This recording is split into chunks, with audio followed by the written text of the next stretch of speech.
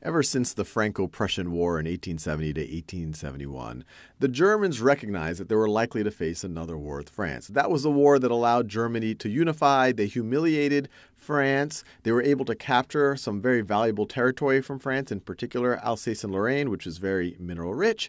And so the Germans were plotting to, well, what are we going to do if we get into another war with them? At the same time, once France and Russia had this alliance, Germany fully recognized that if there is a war with France, it's likely to not be just with France. It's likely to be a two-front war. On the Western Front, they'll be in conflict with France, and on the Eastern Front, they'll be in conflict with Russia. And so to deal with this eventuality, this is all the scheming that Germany did in the decades going up to World War I. They came up with the Schlieffen Plan, and I'm sure I'm mispronouncing it. Schlieffen Plan, named for Alfred von Schlieffen. He was chief of the German Empire's General Staff from 1891 to 1905.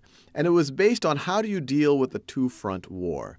And the general ideas here were that Russia had a large and almost inexhaustible army, but because it was so large, it would take a long time for it to mobilize. And the Germans are actually able to approximate it correctly, because this is how long it did take the Russians to mobilize at the beginning of World War I. They estimated that it would take them about 6 weeks.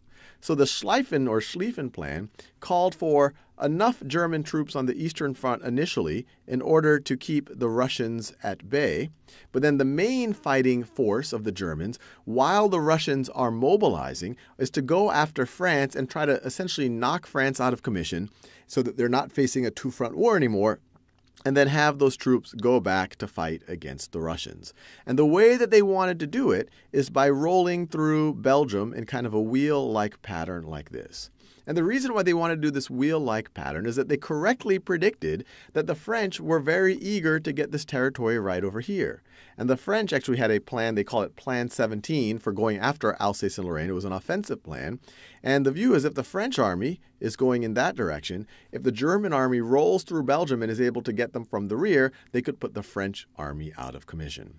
So in early August 1914, the Germans, once they declared war on France and on Russia, the Germans tried to put the Schlieffen Plan into action, and they frankly almost succeeded.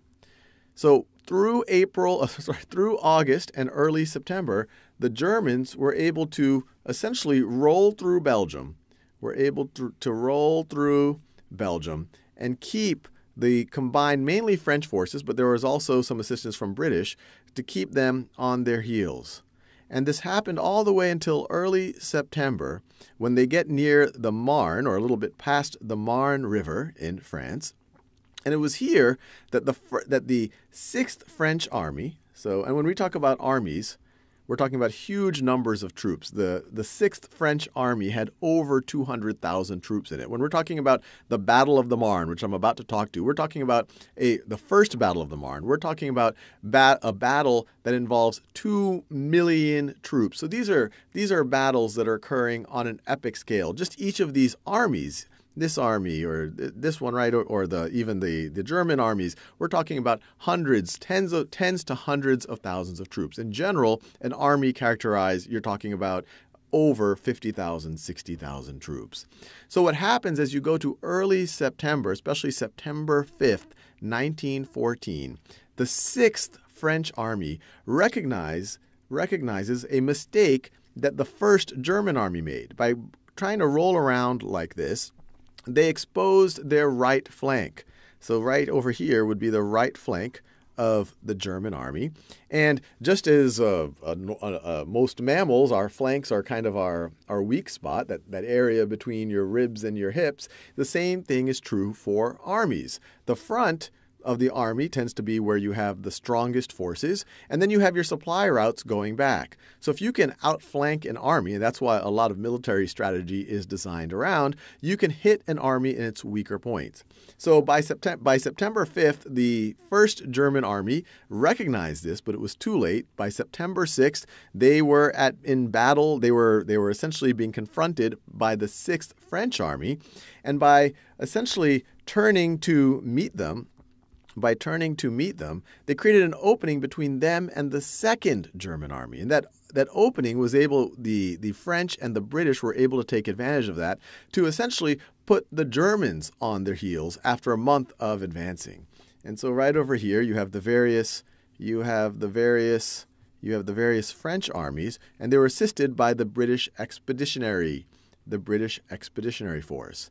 And so from the Battle of the Marne, which was essentially, most historians would say, between September 6th or September 5th, September 6th, and September 12th, they were able to put the Germans on the retreat.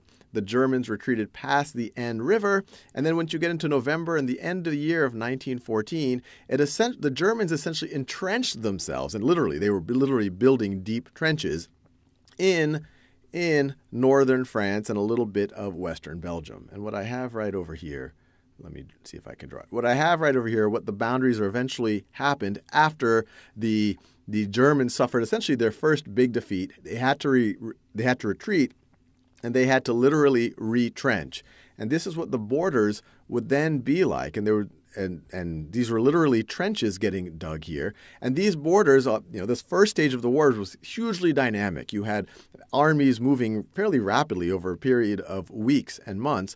But then once the Germans retrenched, you have roughly this position being static for the next 3 years in the famous trench warfare of the Western Front that you might have seen movies on. And I want to emphasize, this was a big deal. The first Battle of the Marne, sometimes it's called the Miracle of the Marne. If the Allies, if the French, with British help, were not able to push the Germans back, they might have accomplished the Schlieffen Plan and actually maybe would have won World War I, or at least been able to win the Western Front fairly quickly and then been able to deal with the Russians a little bit better.